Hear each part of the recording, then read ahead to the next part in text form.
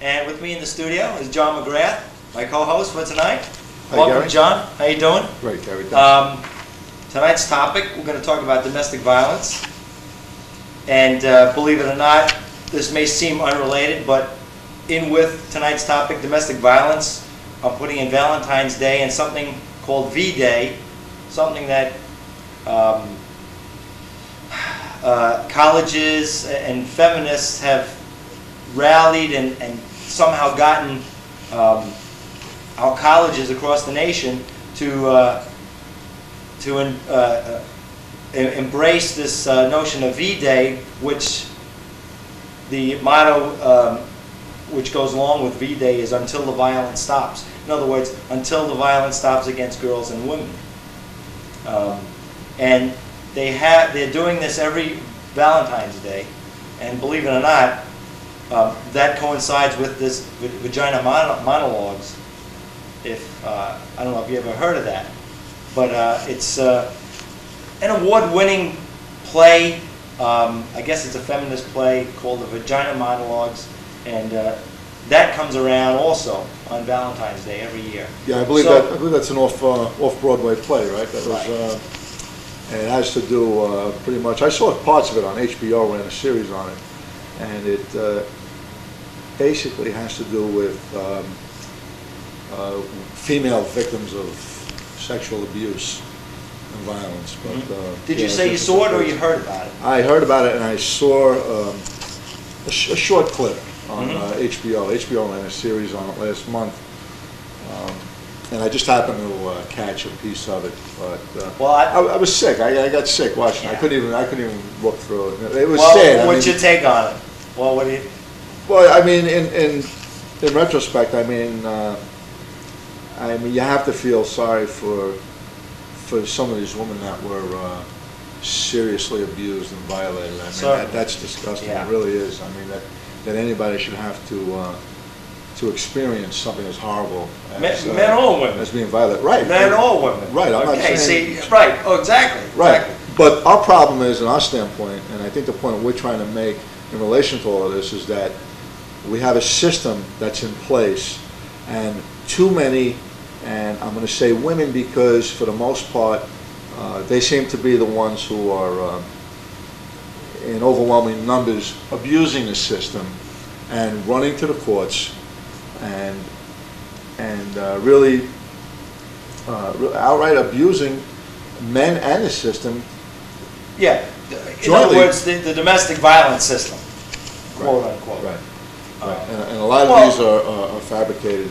Okay, truths. you and I, and us at the Men's Forum, we've talked about this previously, but the fact is, almost every legitimate study, fairly done, says that domestic violence is a two-way street. It's 50-50.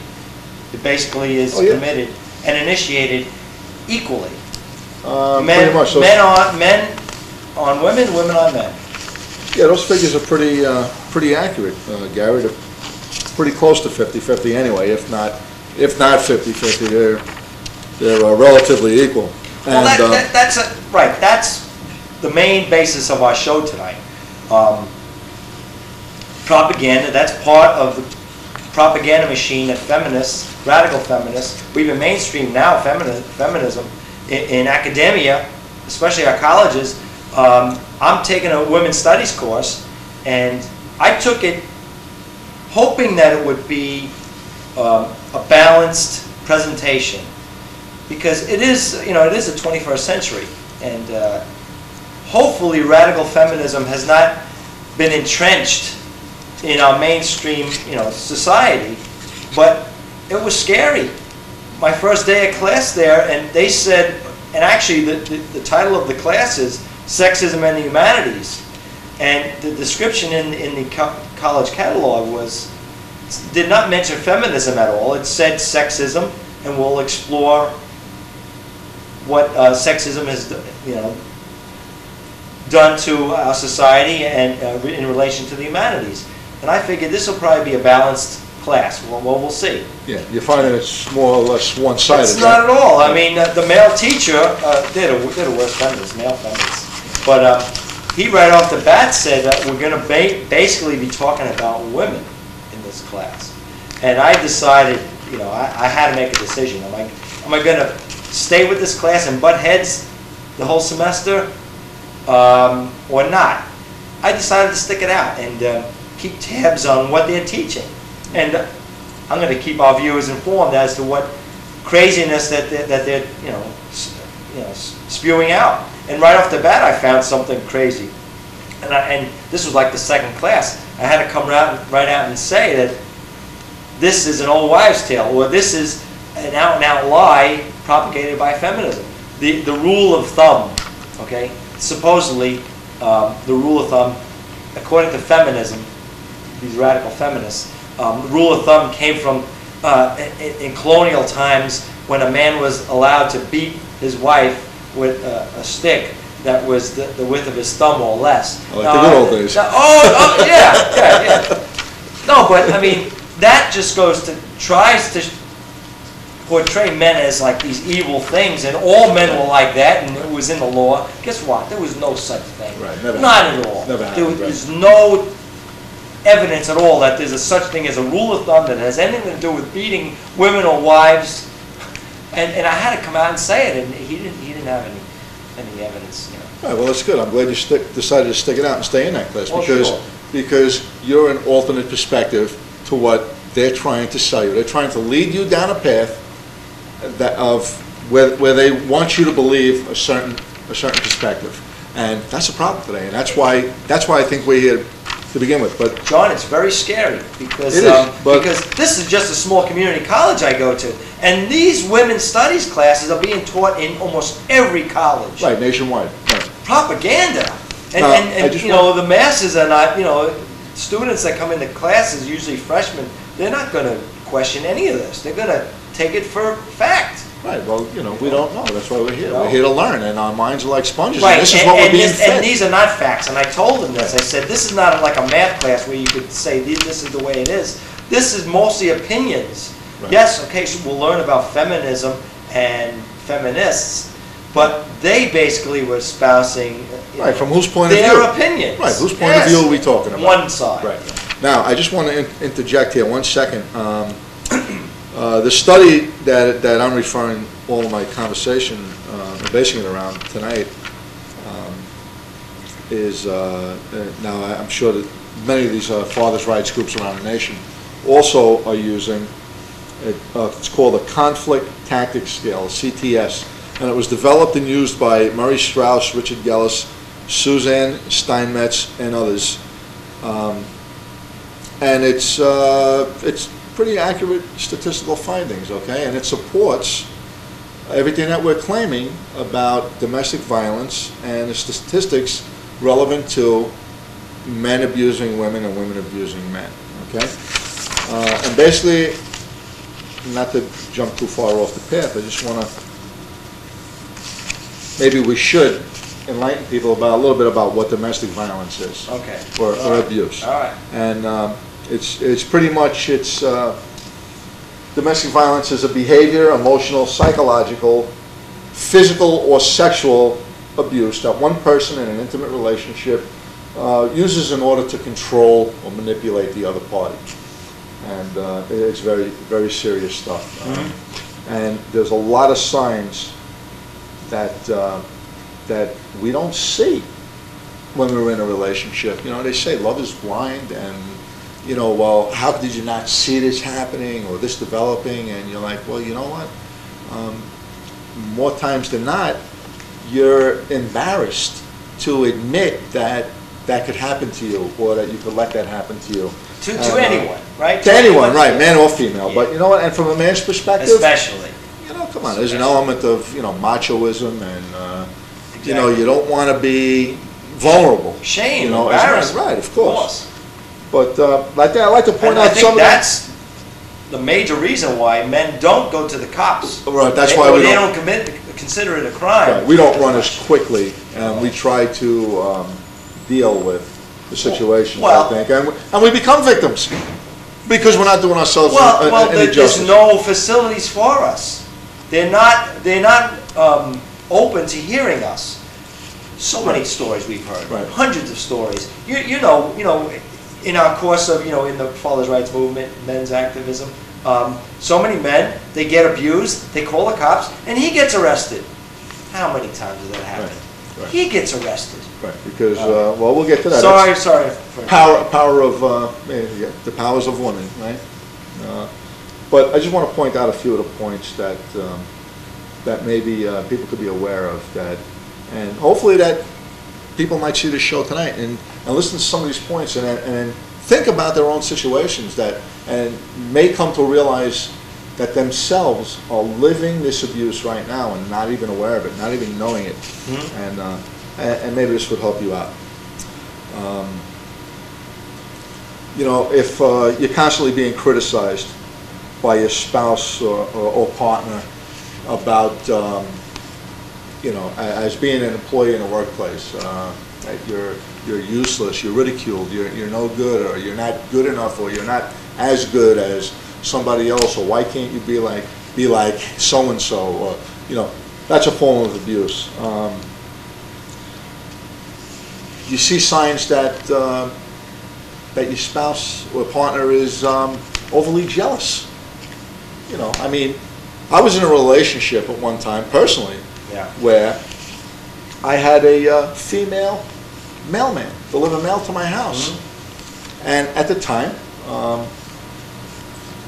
my partner, the woman I lived with, was very jealous of the fact that we had a conversation and a few laughs whenever we met at my front doorstep, because that's where my mailbox was, right up against my house. And all she was doing, or I was doing, was even just being friendly. I mean, this is a person that's doing me a service, comes to my house every day. And there was no, intent, just friendliness, other than being friendly, normal friendliness. But some spouses, they see, men and women, they're both. That's a red flag. Right. They see somebody looking at you, or maybe if your eyes wander, that's why you try not to do that. Because it's taken way out of context. And that's another sign. See, those are the early warning signs that you should heed, and if you don't heed them, it may escalate. Right, that's what we call, pretty much the writing's on the wall, because you know what, that's the train coming down the tracks, and you know what, when it gets closer, it gets a little violent, and there's things that happen like, your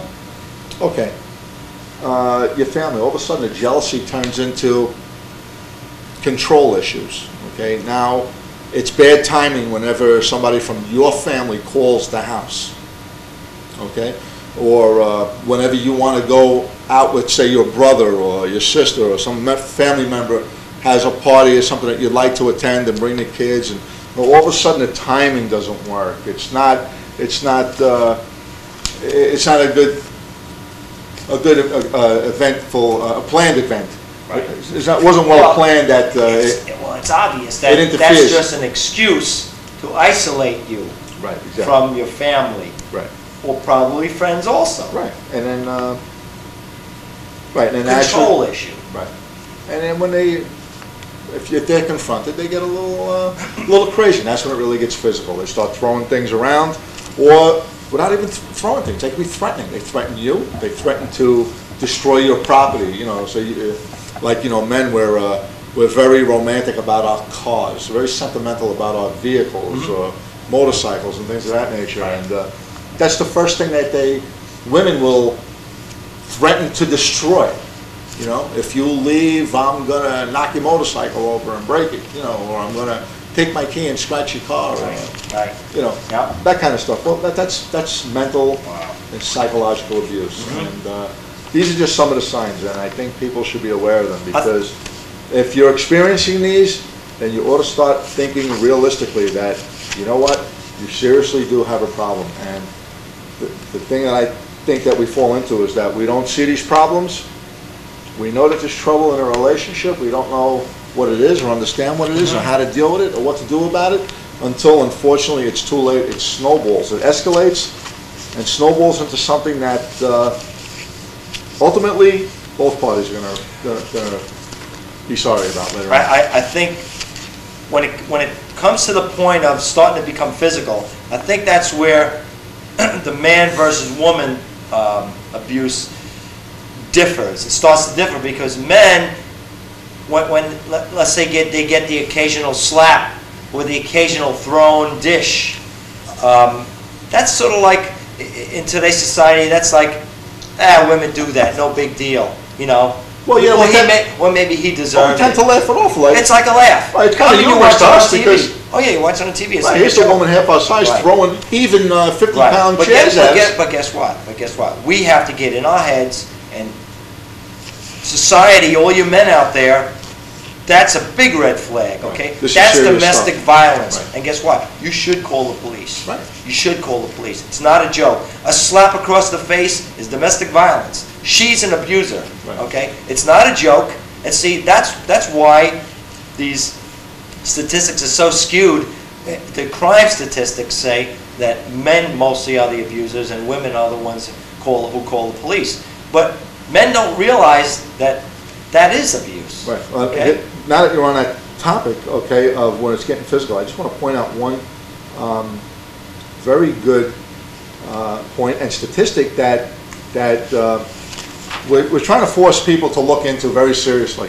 And it's just the statistic of the women who are making phone calls to the police saying that they've been physically abused in a domestic dispute, disagreement, argument, what have you.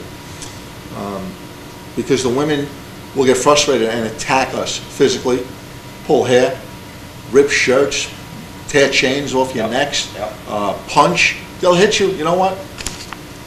Women can punch you and hit you, and you can, you'll survive. They're not going to break your bones. It hurts. I mean, you can't stop them. They get out of control. So we let them vent them. We let them slug it out until they get so tired. Okay? Or we had enough, and you know what? It does hurt. Yeah. All of that does hurt, and sooner or later You we retaliate. might hit back, and Yes. it only takes one time. And that's when the cops come. And we don't do it because, you know what? We are bigger, we are stronger, But we we- can, and we'll hurt you if we did. Right. But we don't want to go there. No. But sometimes It is you needed. force us into a position Exactly. where we have to defend ourselves. Exactly. Let alone that women are, and statistics show. I mean, look at Lorena Bobbitt, okay, picking up knives, Exactly. guns, bats, Clara Harris. clubs. Clara Harris. We're going to talk Motor about vehicles, that. thank you. Okay. What about the woman who killed Phil Hartman? Okay.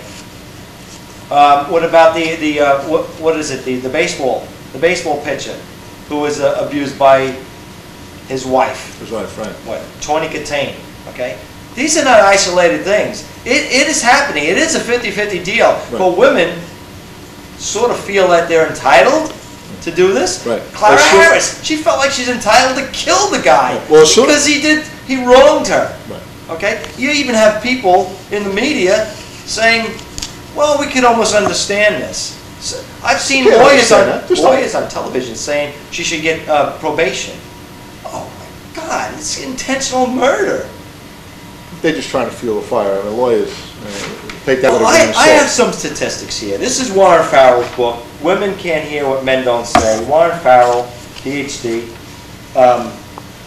the sage of the men's movement, right here about domestic violence.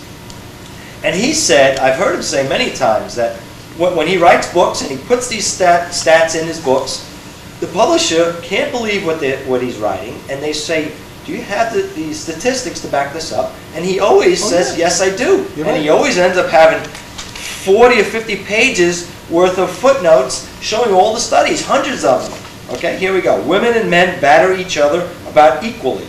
Or women batter men more. Hard to believe. How about this? No, it's not hard to believe because subconsciously they're thinking that if they can't take us out, the men, well, you know what? We have the law on our side. And It's they- like it's like the bully in your neighborhood would come. He wouldn't come pick a fight with you unless he had 3 of his brothers standing behind him. Yes, they To jump generally in. have the society on their side. And that's The police and force. that's what we're faced with, right? How about this? Almost all studies found women were more likely to initiate violence and much more likely to inflict the severe violence. Now, even us, who are more enlightened, even we're saying, how could that be? Okay, let me just go quickly. Minor violent acts, through something, 4.1% for men, 7.4% for women. So that's almost double as far as throwing something, in minor violent acts. pushed, grabbed, or shoved. 10.4 for men, 10.9 for women. It's a little bit higher for women. See, these are the things that women do, generally. Slapped, 2.6 for men, 3.8 for women. So on all three of those minor violent acts, women do that more. Initiated more. Yes. More frequently, sure. Severe violent acts, kick, bit, hit with fist. 1.3 for men, 3.4 for women. It's almost 3 times the rate. But women generally do that. Kicked, bite, hit with fist. Oh yeah, they get on you. That's it. They're biting, pulling hair, scratching, you name it. I don't want to continue. But some of them, men are a little bit higher in these severe violent acts, like beat up and choked, 0.8 to 0.6. Let's see, threatened with knife or gun, women are a little bit ahead of that, 0.7 to 0.4. But you get the idea. These are documented statistics. Yeah. You ever get in a fight with a woman? You ever get in that position? See, the problem is we don't ever get in a fight. When they slap us, we're taught you don't hit back. Right, we're stronger. We can take it. Okay. Right. But that only encourages them to escalate the violence because they're not getting enough of a rise. You be a man. You keep your hands down. Yes. You tell them to stop it. Right. They knock it off, and it infuriates them, and they lose their minds. Yes. And then they're on you like a mountain lion on a bobcat out in the wild, right? And they're scratching and clawing and ripping and pulling and poking, and right. And then when that doesn't work, they run to the phone and they yank the phone off the wall, and then they call 911. And guess what? Your life is now. Well, the point is, you probably want to defend yourself at that point, so you hit her back, or you push her down, or you throw something. I don't know. You push her away, and that's when. You either call the cops or she calls the cops, and of course, yes, you're the one hauled off.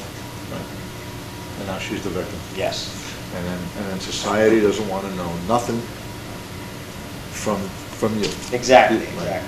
Exactly. Related to this V-Day thing, this is like unbelievable. There's a men's activist called Jack Cameron, and he's got a book out. He's got a website called RulyMob.com.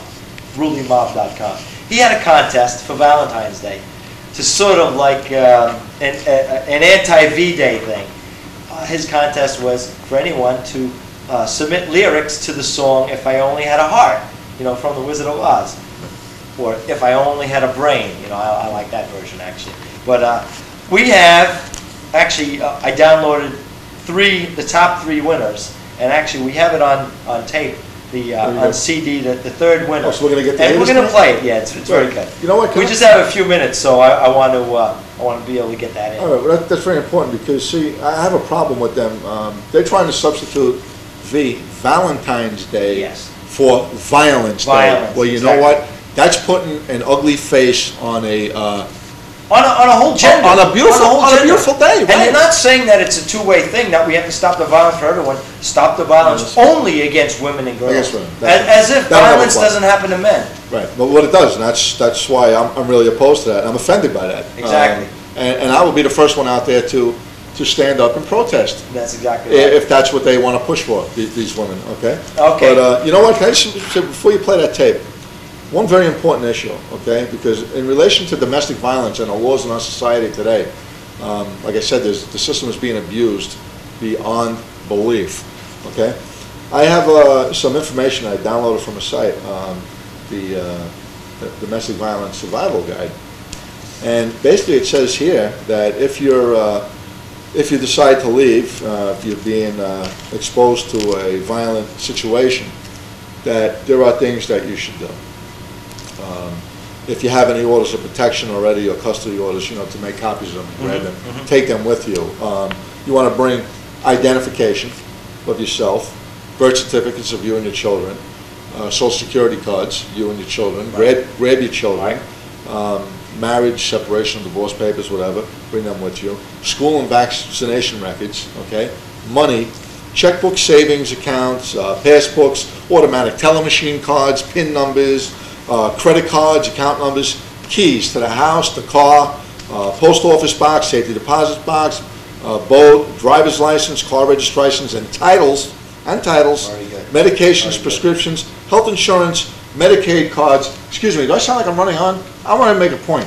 If we have an argument and we erupt into this massive domestic fit of anger, Right. do you have time to run around and think of all of these things that are necessary that you should bring with you? Exactly. I think that if your life is threatened, that you feel like you're in danger, you should grab yourself by the bootstraps, your kids if possible, to keep them from harm, run out the house, go to a neighbor, go down a block, get to a phone, call the police, period. Very good. Okay? Then take your matter into court where it belongs. Yeah. This to me sounds like it's, see that list? It's 2 pages long, okay? Yeah. Okay?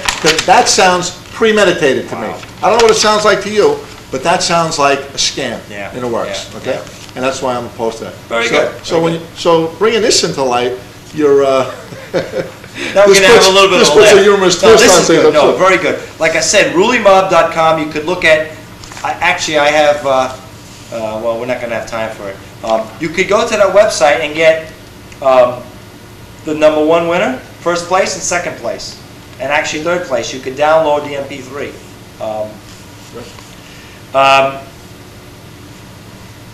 I think we pretty much covered it.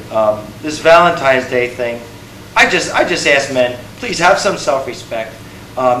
It's what I get angry about is now it seems like this Valentine's Day is like a one-way thing for women. This is like a day for men to buy things for women. What happened to equality and a mutual gift giving or a mutual respect thing? Please, guys, have some respect for yourselves. You know, that's what I say. You know, don't be taken to the cleaners. Right. Don't believe these when they say stay out of the doghouse this Valentine's Day. I'm not going to the doghouse. I'm not a dog. Hello. You know. wake up and smell the You coffee, know, some fellas, women and- should go to the doghouse. Right. Wake up and smell the coffee. Well, There are we real signs out really there. got to go. We already got to go. Thanks, John. Okay. Thank you so much. And until next time, I want to thank Anthony Perry, my director, for a wonderful job tonight, and thank everybody else. And good night from the Men's Forum. Thank you.